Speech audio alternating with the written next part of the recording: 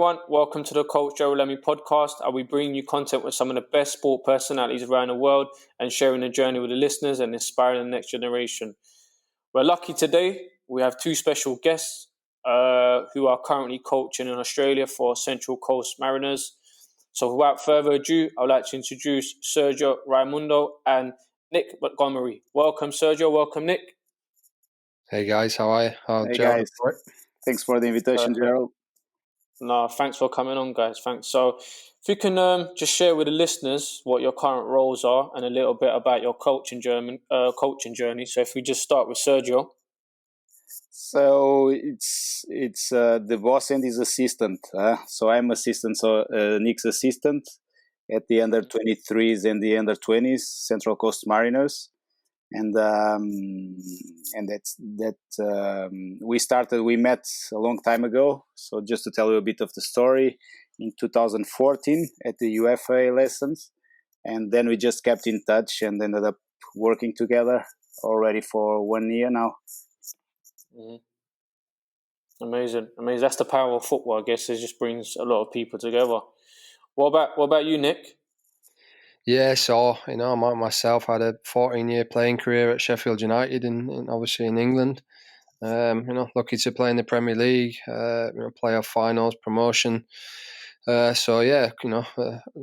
decent career, I should say, in England. But sort of coming out at 30 years old, I wanted to try something different, and I could have stayed in the UK, gone to the US, or I got the opportunity to come to Australia. So I came out here in 2012, won the grand final, which is the sort of championship out here, and played in a team with the likes of Tommy Rodgick at Celtic, Matty Ryan, who's obviously the Brighton keeper now, to name a few. But we had some good young players that, sort of the squad was put together with experience, youth, a couple of good foreign players, and from that, we did have a really, really successful couple of seasons. And then, I sort of played out here till I was 35, 36, and I'd already been down the coaching sort of route to where I'm, fortunate I met people like Sergio, and you mentioned there about how good the coaching courses are in terms of meeting people. So really wanted to get into the coaching and give back to football. And over here, it's there's a lot of issues in terms of player development and football at the minute. But hopefully, at some point in the future, these issues can be resolved, because it's a fantastic place to live and play and obviously develop footballers with the nice weather that you get in Australia. I bet.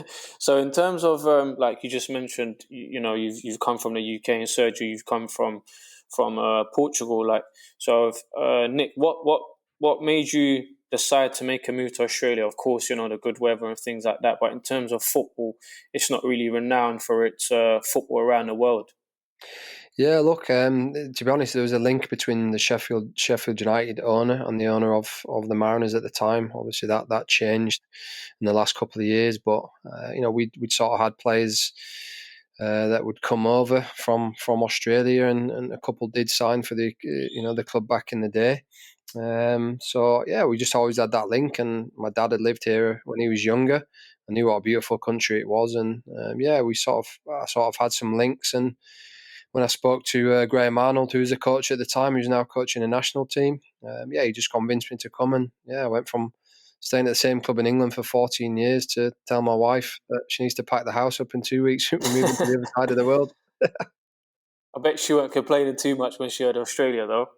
Oh, look, the first 6 months, I think she was a little bit homesick, but look, it's like I said, it's a beautiful country, and after 6 months, I had two young children that were sort of sick, and I had twins that were born premature in the UK that spent quite a lot of time in hospital, and sort of getting out here, just with the nice weather and the fresh air, that they really did come on, and I look back on that as a time where it was brilliant for the kids and good for me, after playing 400 plus games in England, coming out here and seeing out my career in a country that was sort of up and coming at the time. Del Piero came out this season I came, and there was massive hype, and the A-League was really sort of global, going places. And then for whatever reason, the last couple of years, sort of the MLS has gone gone really high, and the A-Leagues took a bit of a hit. But I think there's been a lot of arguing internally with owners and the Football Federation and stuff. So hopefully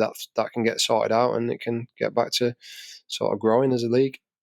No, for sure. And Sergio, what about yourself? What made you move to Australia?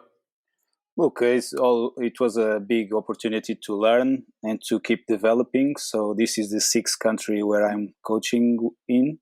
And of course, maybe very motivated for being able to work with somebody like Nick, which is somebody that is very, since the course, I had a special feeling about it. He's somebody that I've seen as not as equal to me, but as complementary, very complementary, and especially the great person he is, made me think about it. Why not coming to Australia? You develop, you learn. It's very important, I think, when you move countries, you learn about different cultures, the way you deal with people, the way you understand different ways of living. And associated with the possibility of working with Nick, I think that's all I needed to be motivated to come.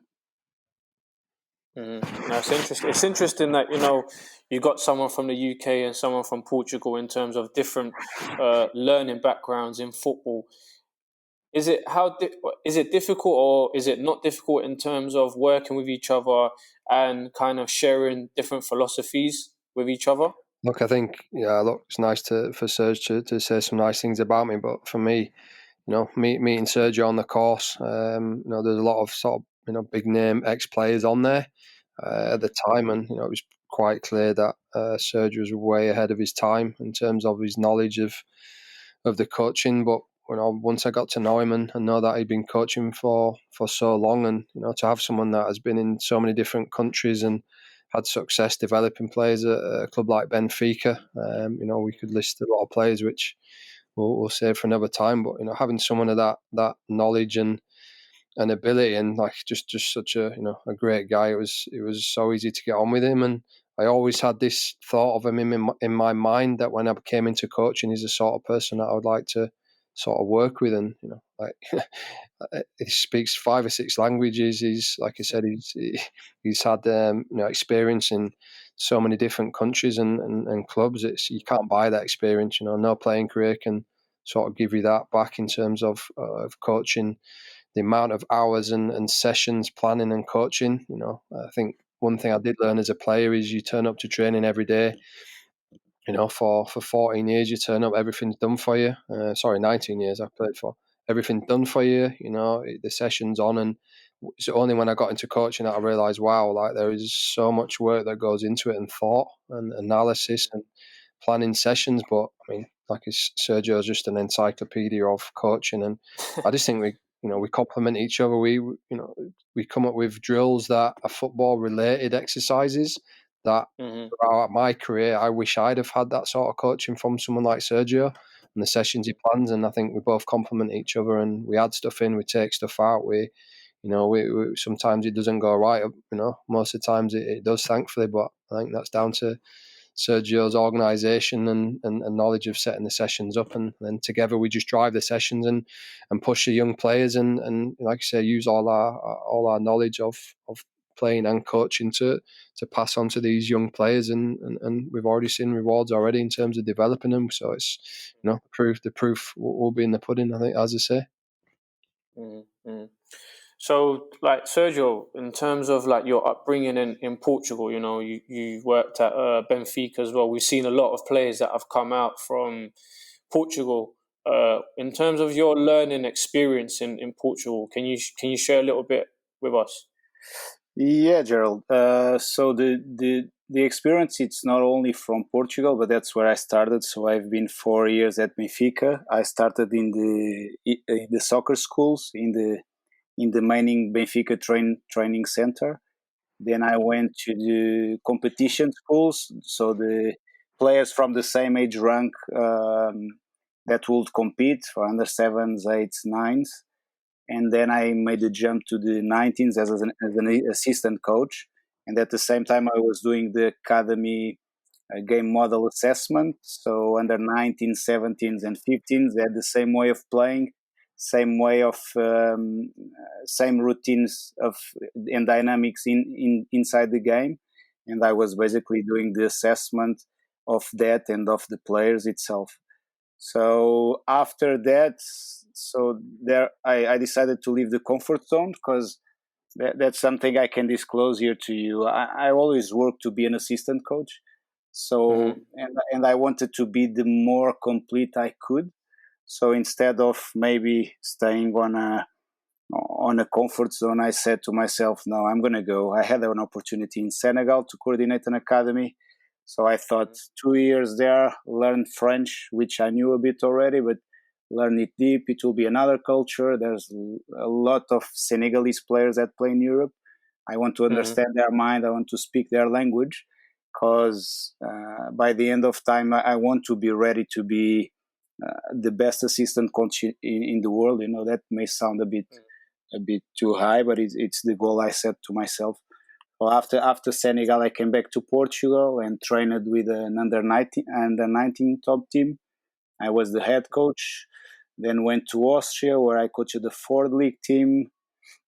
After Austria, went to Brazil, was TD of an academy, then Canada, and then came to Australia.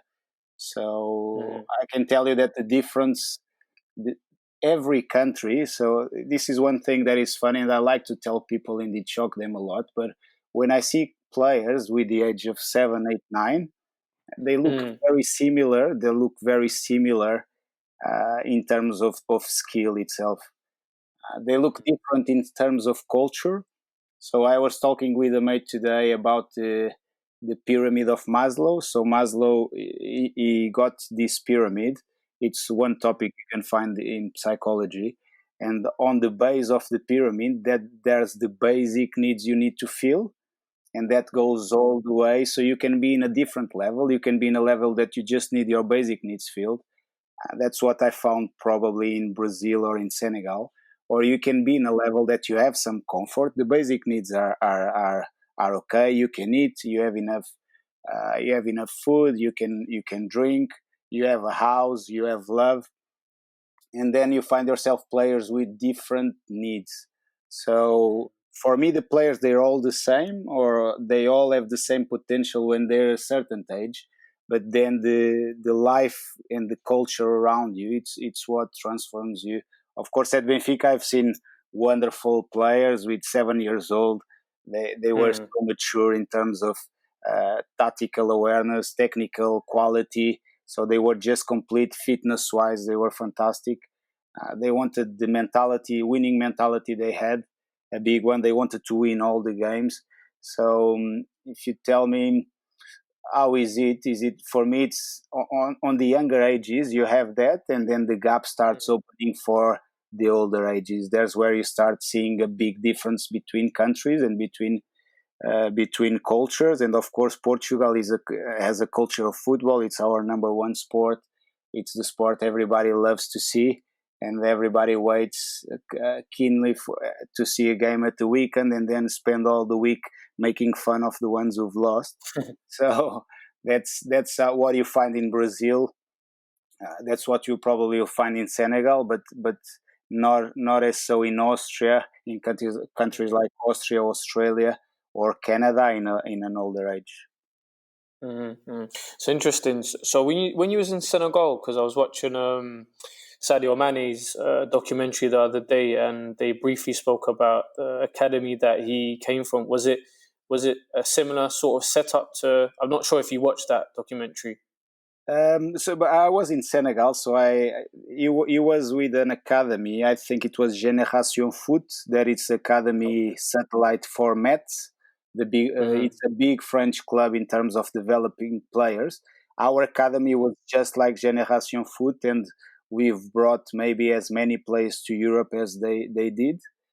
Then they slowed down a bit their process, but now they're back again strong. And I think it was 3 seasons ago they were Senegalese champions. So it's an academy, a very famous one, Génération Foot. And Sadio, he comes from a small village. It's called Bambali. I had one player. I'm not sure what happened there, but he was just like Sadio. his face. It might have been. It might have been Sadio. Yeah, I won't guess now publicly. It was just like him. And Senegalese, I can tell you, they have a big heart. I will have to tell them sometimes, don't work as strongly. It's something I tell here, that here I think it makes sense if you go on the detail. That used to do some things that it's not as accepted in Europe maybe now, that it's individualized running and fitness training and all that. In Senegal, it will be the opposite. You'll have to ask them, can you please slow down? Because after training, after two hours of a very intense session, they would go probably to the beach and have another 2 hours running and doing push-ups and abs. So that's where Stadio background, and that's the mentality I think he brought into to Europe, and makes him succeed all the way. And I think you see that with a lot of, like, especially like the South American players, the African players, and the desire that they have to make it all the way to the top, which is again what you said in terms of the culture is what drives the player as well. There's a lot of similarities, but in terms of culture, it has a lot to do with where the players have come from. So, Nick, in terms of you, what difference would you say you've seen, obviously coming from the UK to Australia, in terms of football? Yeah, look, I mean, it's a good conversation that you just had then with Sergio, but you look at, I look at where I came from. I grew up in Leeds. It was, a working class place. A lot of my friends got into trouble. For me, it was sort of a way out of that lifestyle. And, again, not compared to Brazil and the favelas and places like Senegal and Africa, where literally that heart, like Sergio talked about, that desire, that desperation to get out and financially look after their families, and that, you can't coach that. That's one thing that you can't coach, and you can't give someone that experience unless they've experienced it. And I think, for me, it is like Sergio says, like Canada, like like Australia, these places, and Austria. It's a good lifestyle. It's a nice lifestyle. The parents work. It's they get given stuff too easily, and they don't really appreciate it. And I think that's one thing that my mentality coming out here, even as a player, I helped to drive that. I helped to mentor the players, and there's certain players that have gone on that I helped in England that I helped here, and it's not rocket science. It's that dedication, that sacrifice, all that stuff. But I think you find here that myself and Sergio now are getting players at 19, 20 years old, and you sort of having to turn the clock back and say to them, these are the basic things that you need. These are the tools that you need. These are the mental tools that you need. But at the end of the day, there's not enough pressure here.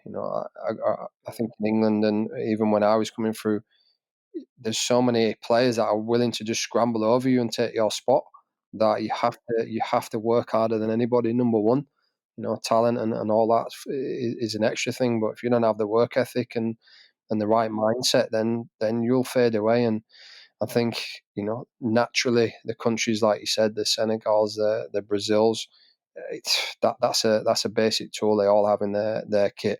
Whereas there's not that many here that do, and the ones that do have it, you can see that they're the ones that really go on and actually make a career. But I think, it's. I don't think that will ever change in any sport. Look at any sport, any top sportsman. You read their autobiographies, you listen to their stories, and it's all about coming from nothing and just sacrificing everything and just giving everything they have, dealing with the hard times and keeping mentally strong and keep believing. And I think there's too many nowadays in this generation that it's hard. As soon as it gets a little bit hard, they quit. They're out of the comfort zone, and unless you're pushing them every single day and they really want to do it and they really believe that it's the right thing for them, you do find that it is a lot harder. Especially in countries like this. So you mentioned, like, you get players that 19 years old, and you kind of have to strip it back and get to the basics. Like, if you look at players in Europe, for instance, by the age of 19, they should be playing first team football. Like, how difficult is it to kind of rewire them and get back to basics? Look, I think for me, it's like, I always think it's like playing golf. If you get taught really bad habits when you're younger, it's not something you can really change overnight. You got to keep working on it. And a lot of the drills that Sergio and I do are the repetition of game situations where this is what happens in a game. One thing that Sergio laugh about is a big bugbear since I came out here is just simple as a throw-in. Somebody taking a throw-in and receiving it to feet and keeping the ball or giving it back to the thrower. It's actually quite really easy if you work on it, but no one's ever taught them how to take a throw-in. And I even watch the Premier League and Championship, and sometimes you think they get the ball from a throw-in and just throw it.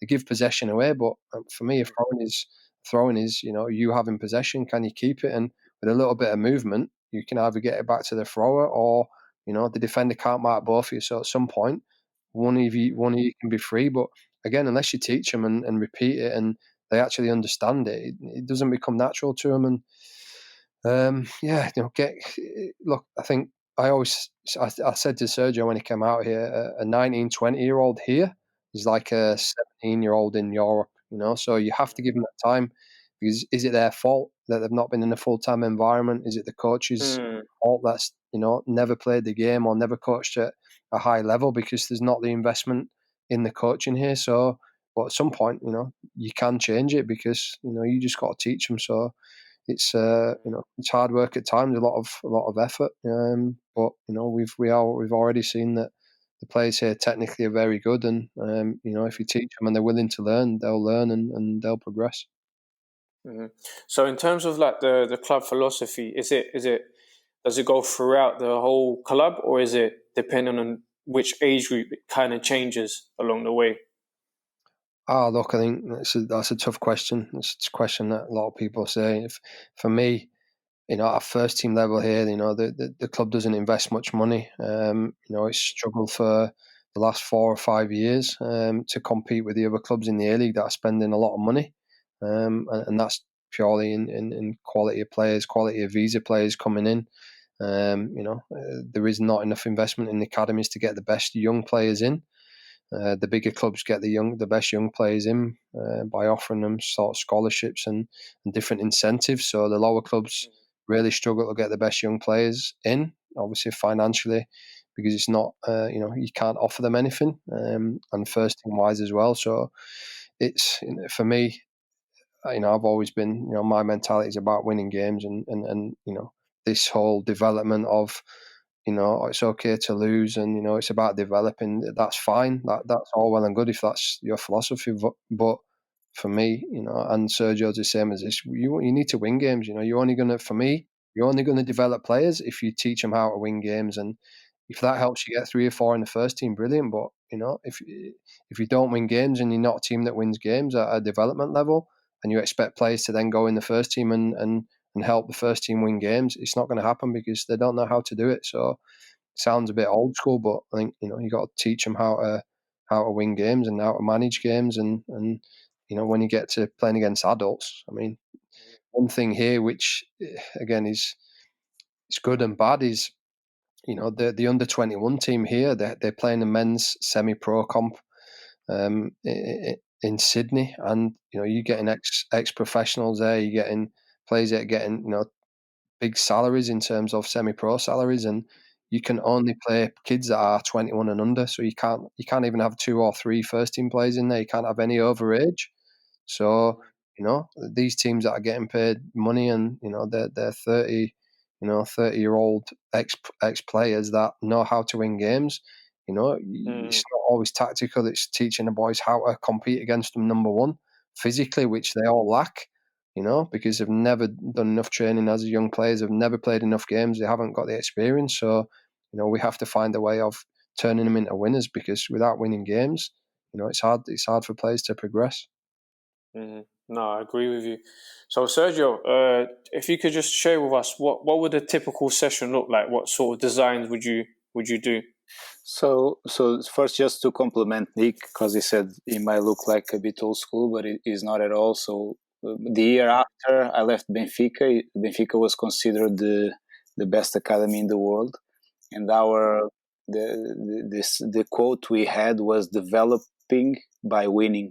So again, we don't believe that you can develop players. So the participation medal is not enough at high level. So, and people have to know that, because when you go to a work or you apply to a work and there's 100 CVs, on the list. They will probably just pick one or two from those 100, and you have to learn how to deal with not being picked and keep fighting for what you really want. So for us, if we're on an elite setup, we have to have the best players, or the ones we feel are the best, or the ones, because sometimes the ones we think they're not the best, they suddenly make it, and that's beautiful. But if you're there just to have a game with your friends, or just to participate, I think that you'll have to have other kind of teams in the clubs that would allow people just to play for fun, where they could have their own championships, but we couldn't call it professional football or call that person as somebody that wants to be a professional footballer. So just about the session, so me and Nick, we plan it together. And normally we arrive really early in the morning, so around 6 a.m., 6:15. Me and Nick are already there. We discuss. Is it just you two there at that time? So no, there's also, of course, nobody works alone, or nobody wins things alone. So we also have John. It's our physiotherapist. We have Kade. He's the responsible for the GPS. We have Marcella. She's the strength and conditioning coach. So we arrive. Then we start the pre-activation or pre-rehabilitation around 7:10. After that, we go to the specific warm-up, and from the specific warm-up, normally around 7:30, we go into the session. And the session, again, we cannot tell you that it's like this or like that, because we make our sessions. It takes longer. We take 2-3 hours to plan every session, but we see what happened in the last game. What do we want for the next game?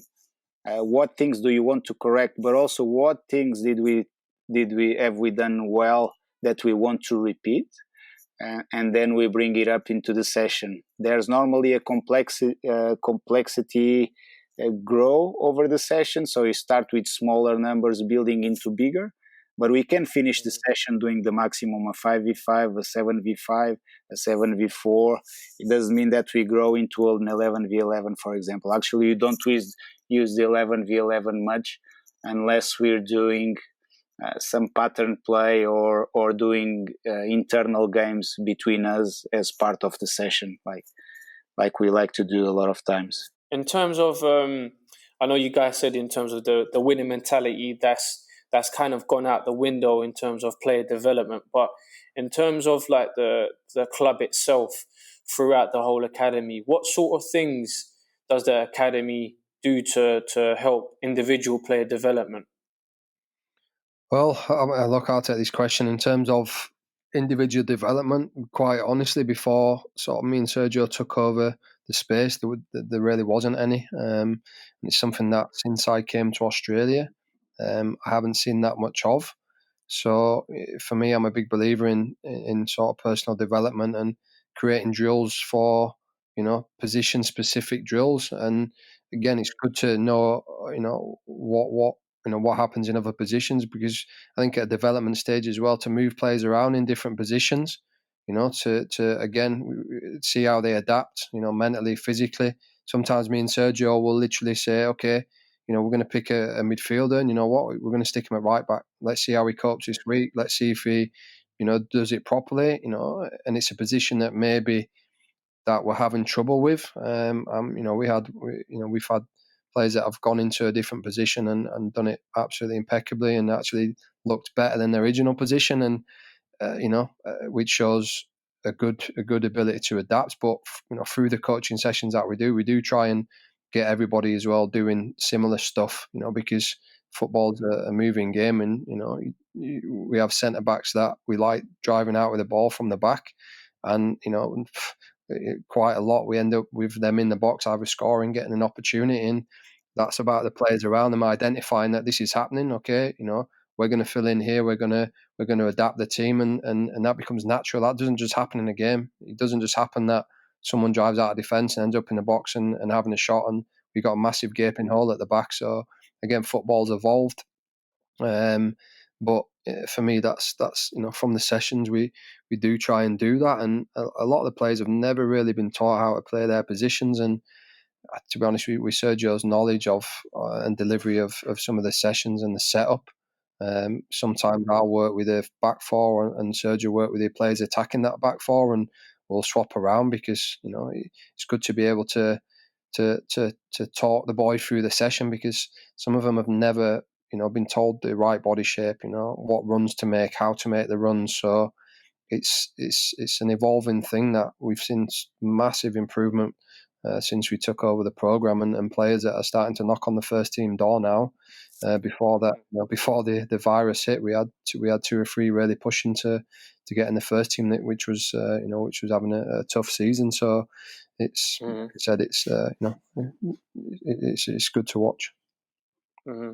So you spoke about the first team. Does the first team manager kind of get involved lower down the age groups? I was speaking with Luke Chadwick the other day. I think everyone knows anyway, but in terms of Sir Alex, he just knew everybody within the academy, the staff, everyone, even trialists.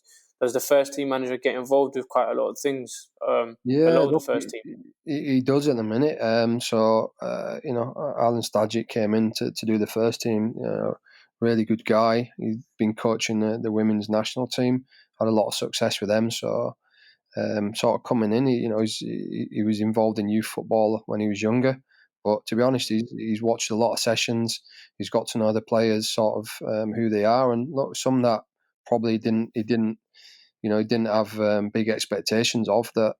We've kept in touch, and I give him reports after every game, and all of a sudden the players that we were talking about and that I've been sort of telling him, they're doing well, they're improving. So with the coaching, and with the mentoring, there's been a massive improvement in him, and he's noticed that straight away. And to be fair, he's sort of rewarded that with letting them train with the first team. And like I said, there was a few that were actually pushing for to get in the first team before the coronavirus hit. So look, it's it's good to have a first team manager that is interested in youth, because I've seen it. Mm-hmm. I've seen it before. There's so much pressure. There's so much pressure on the first team job. Especially in England, it's about winning games, throwing young players in. It's not easy to do. And I was lucky that I played under Neil Warnock, and he gave me my debut at 18. Along with Phil Jagielka, Michael Tong, players that went on to play. But I think the first team has to be doing well, and sometimes it's through injury, other times it's through you playing well in the youth team. And we pushed Sydney FC all the way this year in the youth competition here, which is called the MYL, and they had the best kids, the best facilities, and considering where the pool of players we get to pick from due to the lack of resources and finance, we proved that with good coaching and a lot of hard work that you can catch up the best in the country, and that was good to see. It's nice, interesting. So you spoke about Neil Warnock. I've seen YouTube videos of the halftime team talks that he used to do. Did he always get the best out of the team, like by kind of shouting or getting on top of players, or was it just depending on what mood he was in? Look, I think, like you say, the YouTube videos are always funny to watch, which is why people watch them everywhere. And I know the cameras followed us around for a little bit, but they only show that. They don't show the other stuff where the arm around players. People ask me about him, and for me, I owe him a lot. I gave him my debut, and I went on to have an 18-year career. And he's like a crazy genius. His ability to manage players and create good environments, because I think a lot of coaching nowadays people think it's on a laptop be creating sessions, but I think as a head coach, his ability to bring a group together and players that possibly didn't have a great time elsewhere, to bring them in and put them all in a squad that binds together and that just works hard for each other.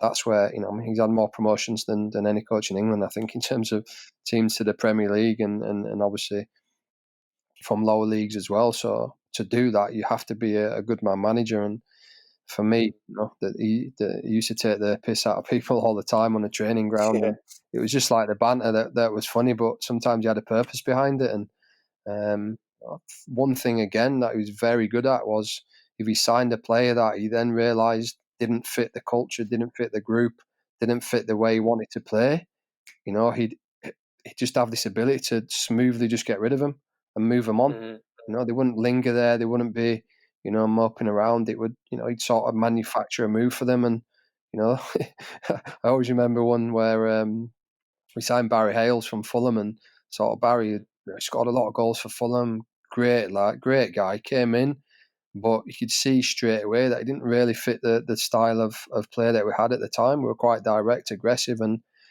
Barry was more of a box finisher, and he struggled early on. Obviously, moving from London as well, it would have taken time. But I remember we got the bus down to London. I think we were playing Millwall, and virtually we were at the hotel, and Neil had sort of arranged for Dennis Wise to come to the hotel.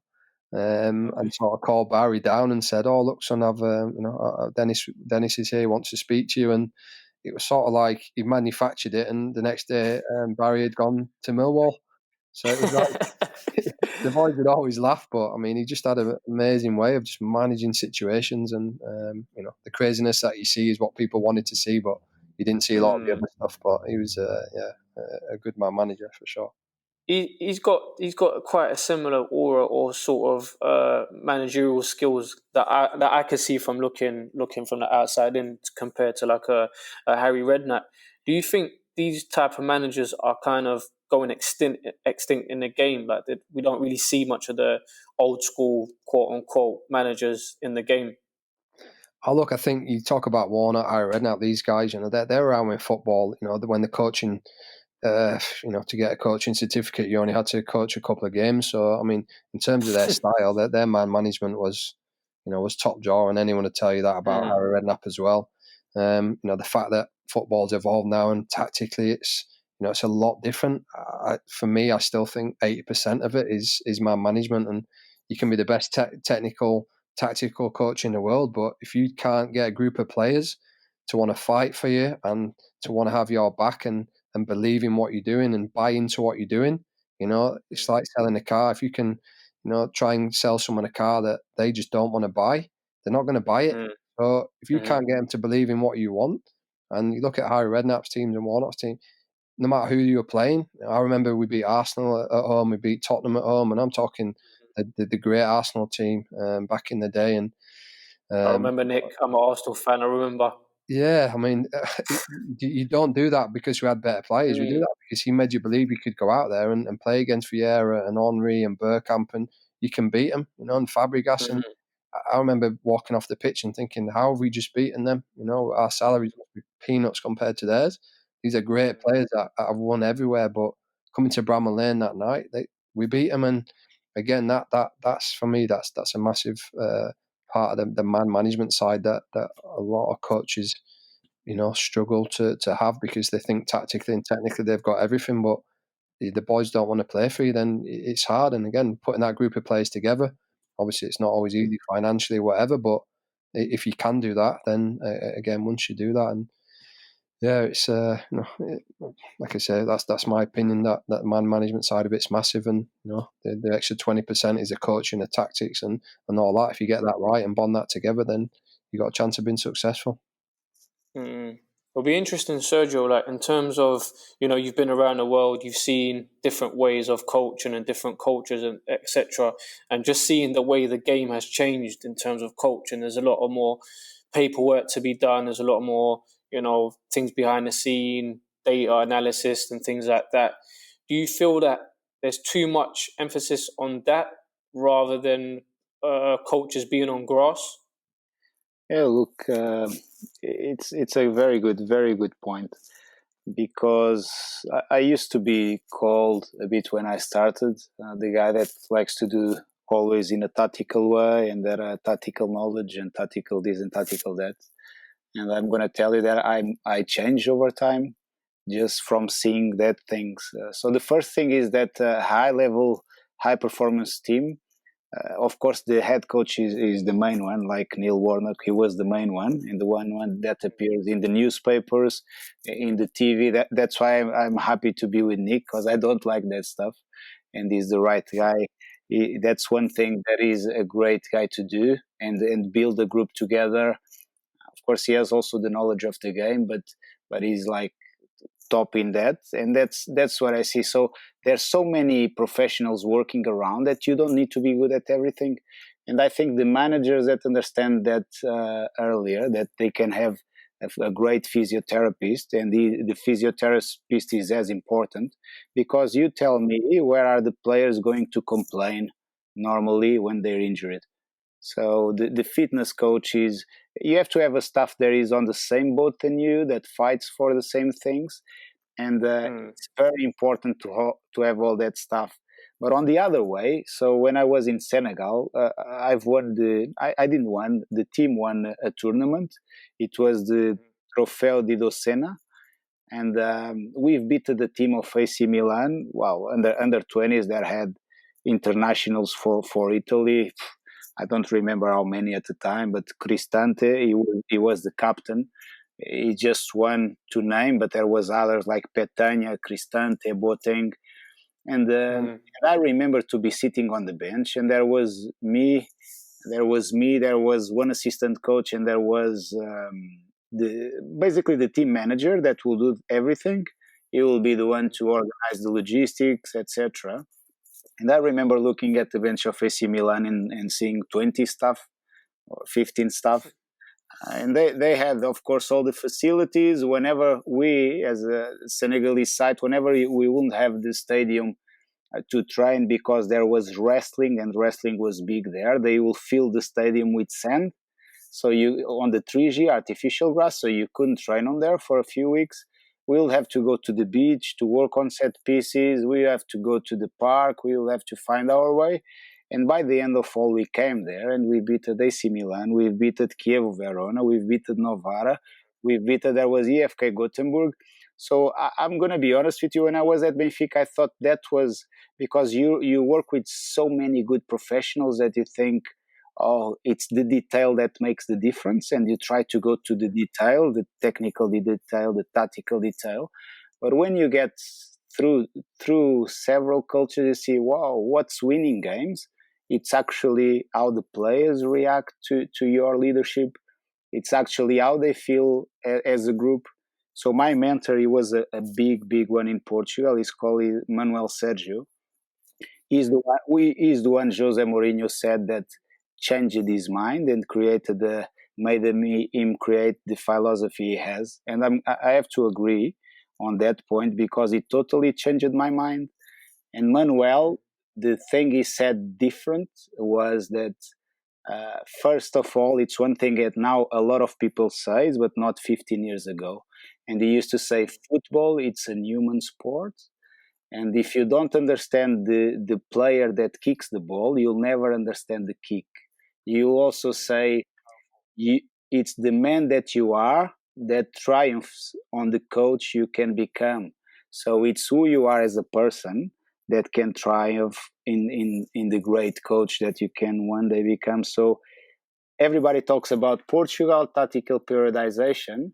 And for me, football, it should be an anthropological tactical periodization. That is, the man comes first in everything, and then comes the organization within the field, and all the rest attached. So that's the view I have from all the culture. So suddenly with 2 staff, you beat teams with 20 staff, and how do you and with biggest budgets? So how do you justify that kind of things? And just to jump in there on the back of that, Gerald, so in terms of the resources we have at the club are very limited. So when we talk about the physio, he's literally part-time, a few hours on a morning. The S&C is a uni student that we obviously brought in, but with myself and Sergio had to put these people together. Really, for us, it was about offering them the experience to come in and work in an elite environment. And you know, one thing that everyone that's sort of come in, you know, Sergio's actually taught them a lot about their own job, because through his experience of coaching, and again from me as a player, you know, for me, the product on the weekend when you win the game, exactly what Sergio said, it's down to everything that goes into that. Like you say, the physio, the treatment, the discipline, the the S&C, the input that they give, and like I said, it's in terms of the resources, we don't have many compared to some of the other big clubs here that's actually invest into their youth. But like you said, we played against teams this season that have everything, and we didn't only compete, we beat them. And again, you can give players everything. You can give them as much 5 physios, 3 S&Cs, all these staff. But at the end of the day, it's what the players have got in them and the belief that they have, and their ability as a team to go out and win games. So, I don't think that will ever change. And I think there's a lot of discussion around sort of sports science and these people now. There's so many of them at certain clubs, and I've been fortunate to spend time at some big clubs, and I spent some time with Man United in pre-season in Perth this year, sort of in the inner sanctum, and you see that many staff, but when you see real leadership and people all working together, I knew that Man United were going to take time to come to where they are, but if you see the amount of stick they got in Man United, it's you can't lose games, you can't draw games, and if you look at the young players that they're developing now, your Mason Greenwoods and these sort of players coming in, McTominay, all these players that are coming in, it's going to take time to gel them together. And for me, spending time with them pre-season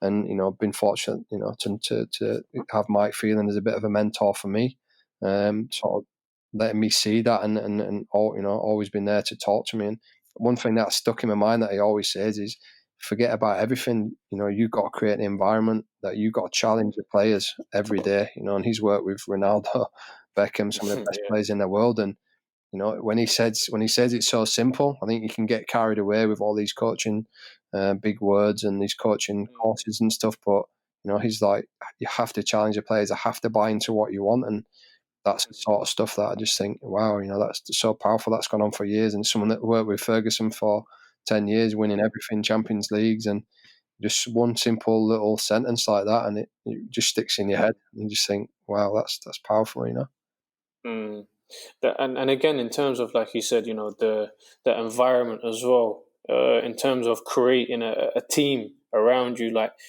what's the main challenges, would you say, that you've had, Nick, in terms of kind of creating a team around you that's kind of on the same philosophy as everyone? As Sergio's got a different upbringing in terms of football, and you've got a different upbringing as well.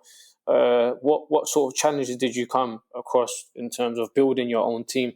Look, I think at any club, it's bringing people in. It's always going to be financial. We're situated on a beautiful coastal area, an hour and a half from Sydney. So predominantly sport in this country is your cricket, is your rugby, but football, soccer, they call it, is the biggest participated sport in the country up until a certain age. But with only 10, 11 professional teams, obviously a lot of players go out of the game. But look, putting a team together, I think I've been pretty lucky, to be honest. When you don't have the finances to go out and pick who you want, sometimes they fall into your lap. And we've got an unbelievable physio called John. He's just the amount of detail he goes into, and again, saving myself and Sergio time. Instead of, we never have to worry about what's going on. He documents everything, and it's literally at a drop of a hat. We can pull it and have a look. And every day we'll have a discussion. So he'll come in every day and say, this player, that player, what do you think? Let's try him, let's pull him out, whatever. And again, when we're all on the same page, it's a really quick decision. We're all on that decision. If it goes wrong, it's all our fault. If it goes right, then we all pat each other on the back. But yeah, look, I think having that relationship and again bringing in the right people. We've got a lad called Cade that sort of came in just to help out at the start, and then we lost our S&C guy. He went to what happens with players. He went to Melbourne Victory, which is one of the big clubs in Australia. They offered him, probably 20 times more than what we were paying him, full time job. So we patted him on the back, and we're really, really happy for him to go there, because seeing people develop and knowing that you've helped develop them, whether it's a player or staff, and them going on to bigger and better things, I think that's massively important and does help you as a person to know that you've helped them. So we brought a kid in that was just helping him, and all of a sudden, he's part-time, but now he's gaining the experience of running the group, and he listens to us, and we help him out, and we mentor him, and having people that are willing to learn in your staff, in in your playing group as well, is a way that everyone can evolve. So not down the line, big job where you can go out and handpick the best people that obviously would be good, but the reality is that's not going to happen unless you're in the Premier League or a big club, and even then, it's not that easy, because there's good people that have been at the clubs for years that I think it might have been Ancelotti's book. He said that when he always took his own staff, but when he went into Chelsea, he actually kept the staff that were there and realised they were amazing people and actually really behind him. So it's that's always the challenge financially, and like I say, we've had to. For me to get Sergio over was not easy with the visa stuff, but we managed to get around that, and thankfully we did, and now we're seeing the benefits for his knowledge of helping me develop players here. Mm-hmm. And what about you, Sergio, in terms of you with your upbringing in football? What sort of challenges did you have kind of getting your philosophy across to the staff? It was, look, I believe that we shouldn't complain as coaches. I think you always have to try to find solutions for things. So it was easy. Of course, Nick is a super professional guy and very demanding, which it was very good for me too. So he's somebody that he will give you his shirt, but he also give you tasks to do, and you have to accomplish them in the right time, in the right moment. So I always, for what he is, I always try to get things done, even if sometimes I have to get to bed at 4 a.m. and then wake up at 6. That's the kind of attitude we have. So once we had that strong core group, so once me and him, we started working together since day one. Was like if I was working with him for 10 years. It was easy to, once you have that core group, it's easy to pass for the rest of the staff. You pass confidence, you pass a winning mentality, even for the staff. It's funny that a player told me on the other day, he said, we actually never think on the staff part. We actually never think about the coaches, because as we want to be better and achieve high levels in football, coaches, they also want to go to that higher levels. And not only coaches, so we now a team that develops also staff. So you suddenly have an S&C going for a full time, which you're very happy with.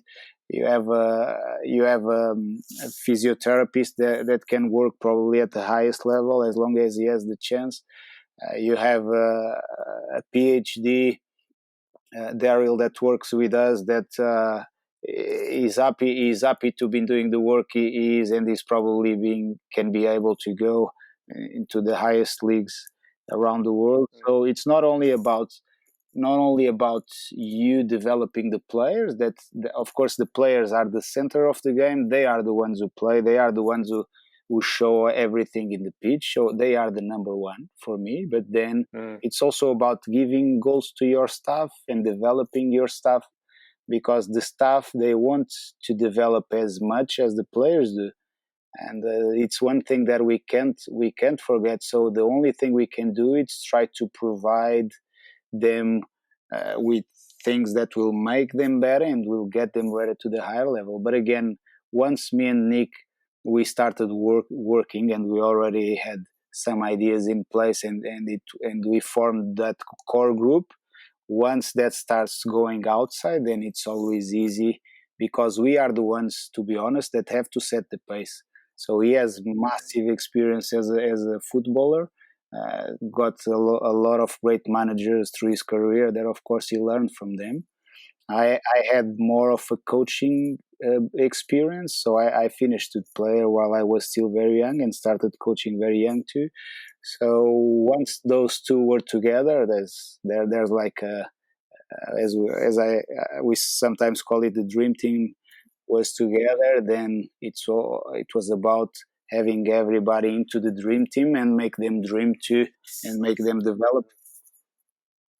Now, it sounds like it, just speaking to you two in terms of just your bond and your relationship that you have And I think, you can see it with the stories that you guys are sharing with us. And just Nick mentioned that, players are going into the first team. You've got coaches that are going on to so-called bigger clubs in terms of, budgets and etc. and things like that. So, for me, that's what it's about. It's about helping each other, working with each other, and just seeing everyone just elevate and go into that next level. So really, guys, I appreciate you just sharing your journeys and just your experiences and just being open about, your thoughts. So really appreciate. I could go on and speak to you guys for another 2 hours, but we'll call it a wrap from there. But thank you again, Nick. Thank you, Sergio.